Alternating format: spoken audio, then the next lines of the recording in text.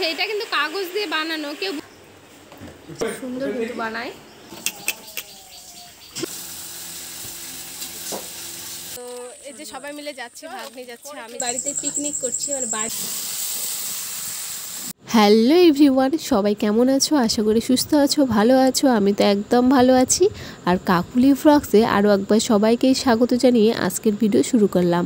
তো আমি কিন্তু কালকে দিদিদের বাড়িতে এসেছিলাম, তোমরা এর আগের ব্লগে দেখেছো। কিন্তু আজকে সে পরের দিন সকালে, তো আজকে সকাল সকাল দিদি আর আমি ঘুম থেকে উঠে দিদি সমস্ত কাজকর্ম সেরে নিয়ে দেখো একদম সকালের ব্রেকফাস্টের আয়োজন করতে শুরু করে দিয়েছি, রান্না বান্না। তো দেখো এখানে দিদি কিন্তু আটা বেলে নিচ্ছে, কারণ আজকে দিদি রান্না করবে লুচি। আর দিদির হাতে লুচির জাদু আছে, কারণ কীভাবে যে আটাগুলো ময়ম দেয়, খুব সুন্দর টেস্টি লুচিগুলো হয়, মচমচে খেতে। আর তার সঙ্গে আছে ঘুগনি। তো সেই জন্য আমি সমস্ত পেঁয়াজ, রসুন সঙ্গে আদাগুলো ছেড়ে নিচ্ছিলাম, আলু ছিলে নিচ্ছিলাম, কারণ দিদির হাতে ঘুগনি খেতেও খুবই ভালো লাগে। আর আগে যখন দিদিদের বাড়িতে আসতাম বিয়ের আগে, তখন না দিদি প্রায় আমাকে ঘুগনি, লুচি আরও অনেক রকমের খাবার বানিয়ে বানিয়ে খাওয়াতো। আর এইবারে দেখো আমি কিন্তু লুচিগুলো ভাজতে শুরু করে দিয়েছি। আর এইদিকে দিদি আর ভাগ্নি মিলে লুচিগুলো সব বেলে দিয়েছিল, আর আমি দেখো ফটফট করে লুচিগুলো ভাজছিলাম। আর আজকে ফুলকো ফুলকো লুচি দেখো মচমচে, খেতে খুবই টেস্টি, দারুণ। আর এই পাশে কিন্তু ভাগ্নি আরও বেলে দিচ্ছিল লুচিগুলো। তারপরে ভাগ্নি উঠেই চলে গেল, একদম খুব লাজুক, ক্যামেরার সামনে আসতেই চায় না। আর এইদিকে কিন্তু দিদি আবার ব্যাগের মধ্যে যে মশলা রেখেছিল সেগুলো নিতে এসেছিলো। তো সেগুলো নিয়ে আবার দিদি কি করছে বলো তো, দিদি এই পাশটা রান্না করছে। কি রান্না করছে চলো তোমাদেরকে দেখাচ্ছি। তার আগে দেখো আমার লুচিটা একদম ফুলে, দেখো ফুলকো ফুলকো লুচি, খেতে খুবই টেস্টি। সত্যি করে বলছি দিদির হাতে জাদু আছে, কারণ লুচি কিন্তু ময়ম দেওয়াটাই বেশি, যত ভালো হবে ততটাই লুচি খেতে ভালো হয়। আর এই দিকে দেখো দিদি কিন্তু কি করছে বলো তো, ঘুগনিটা রান্না করে নিচ্ছে। আর দেখো ঘুগনিটা ভালোভাবে কষিয়ে নিচ্ছে। আর সত্যি কিন্তু দিদির হাতে জাদু আছে, এত সুন্দরভাবে ঘুগনি রান্না করে যে একবার খেলে বারবার খাওয়ার ইচ্ছে করে। তো চলো রান্নাবাড়ি খাওয়া দাওয়া করে নেই। তো খাওয়া দাওয়া করে নিলাম। আর আজকের ঘুগনিটা এতটাই টেস্টি ছিল, কি বলবো, সেই টেস্টি, দিদি সেই টেস্টি হয়েছিল রান্না। এই যে দিদি এখানে মিক্সচারে বাটনা করছে, হ্যাঁ খুব সুন্দর টেস্টি হয়েছিল। তো দিদি এখানে মিক্সচারে বাটনা করছে, আর আমি বসে থেকে দেখছিলাম। আর এর দিকে যাইবো আবার এই খাটটা নিয়ে আসলো দোকান থেকে, যাইবোদেরও দোকান আছে খাটের। তো এটা রং করবে এখানে, ওই জন্য বাড়িতে নিয়ে আসলো, বাড়িতে এসে রং করবে এই খাটটা। আর এইদিকে চলো ওই যে দেখতে পাচ্ছ হলুদ কালার একটা হাত দিয়ে বানানো একদম সুন্দর কাগজ দিয়ে তৈরি করেছে আমার ভাগ্নি, খুব সুন্দর কিন্তু আর্ট করতে পারে। আর অনেক ফুল অনেক কিছু তৈরি করেছে। তো চলো তোমাদেরকে একটু দেখা দিয়েছে, তোমরা দেখবে দেখি। এই যে দেখো কত সুন্দর লাগছে, এই যে সেইটা কিন্তু কাগজ দিয়ে বানানো, কেউ বুঝতে পারছো কাগজ দিয়ে বানানো, এটা খুব সুন্দর লাগছে কিন্তু পুরোটা। এটা ঘরের মধ্যে রাখবে উপরে, ওই জন্য এটা বানিয়েছে। আর চলো আরও বানাচ্ছে, চলো তোমাদেরকে দেখাচ্ছি। এই একটা বানিয়েছে, এটা খুব সুন্দর লাগছে কিন্তু একদম দরজার কাছে। সূর্যমুখী ফুল না, এটা সূর্যমুখী ফুল। আর এই যে এখানে একটা আছে দেখো, এটা আরও সুন্দর লাগছে, এটা একদম অরেঞ্জ কালার, হ্যাঁ অরেঞ্জ কালার, আর খুব সুন্দর লাগছে। এত সুন্দর আর্ট করতে পারে আমার ভাগ্নি, মানে কি বলবো, খুব সুন্দর। ওর কাছ থেকে একটা বানানো শিখবো আমি, আর খুব সুন্দর কিন্তু বানায়। আর এইদিকে আবার এই আলপনাটা দিয়েছে ভাগ্নি, খুব সুন্দর আলপনা করতে পারে।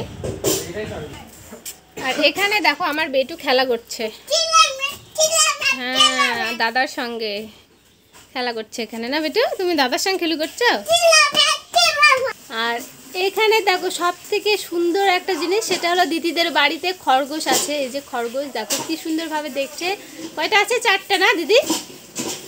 4টা আছে, যে 4টা, খুব সুন্দর, খুব সুন্দর লাগছে কিন্তু দেখো। দিদিরা আবার এগুলোকে খেতে দেয়, আর খুব সুন্দর কিন্তু বড় হয়েছে, দেখতে খুব ভালো লাগছে। সবগুলো হোয়াইট কালার। এই যে বেটু কিন্তু এদের সঙ্গে কালকে থেকে খেলা করছে এরকমটা। তো এইদিকে দিদি দুপুরে সমস্ত রান্নাগুলো জোগাড় করে নিচ্ছে, রান্না আবার করবে। আর আজকে কিন্তু বাড়িতে যাব বিকেলে, কারণ থাকবো না, বাড়িতে যেতে হবে। আর বেটু কিন্তু এখানে ভালোই আছে। তাছাড়া কোনো আত্মীয় বাড়িতে গেলে ও কান্না করে, বলে কি যে আমি দাদুন যাব দিদুন যাব, কিন্তু এখানে কিন্তু ভালোই আছে, মানে এখানে ওর খেলার সাথী পেয়েছে, খেলা করছে এরকমটা। চলো এখন দিদির হাতে পাতে একটু রান্নাবাড়ি করতে হবে, আর পরে তোমাদের সঙ্গে দেখা হচ্ছে, ঠিক আছে?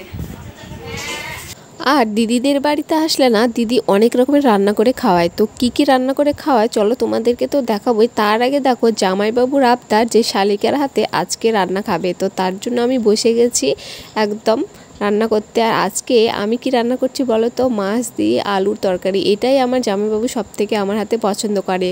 তো দেখো আমি এখানে রান্না করছি, আর উনানে রান্না করতে খুব ভালো লাগে, কারণ জামাইবাবুদের কাঠের যে গুঁড়োগুলো হয় সেগুলো দিয়ে ওরা রান্না করে। আর এই দিকে দেখো কিন্তু কী কী রান্না হচ্ছে সমস্তটা তোমাদেরকে একটু দেখিয়ে দিই। দেখো আমি যে মাছের তরকারিটা রান্না করলাম আলু দিয়ে, কালারটা দেখো কি সুন্দর হয়েছে, লাল টসটসে, আর খেতেও খুবই টেস্টি হয়েছিল। আমি নিজেই বলছি, যাই হোক জামাইবাবু বলছিল কিন্তু। তারপরে এদিকে দেখো ডুমুর ভাজা, আর ডুমুর ভাজা আমারও ফেভারিট, সঙ্গে দিদিরও ফেভারিট। আর ডুমুরগুলো আমাদের ওখান থেকে নিয়ে এসেছিলাম, আমাদের বাড়ির গাছ থেকে।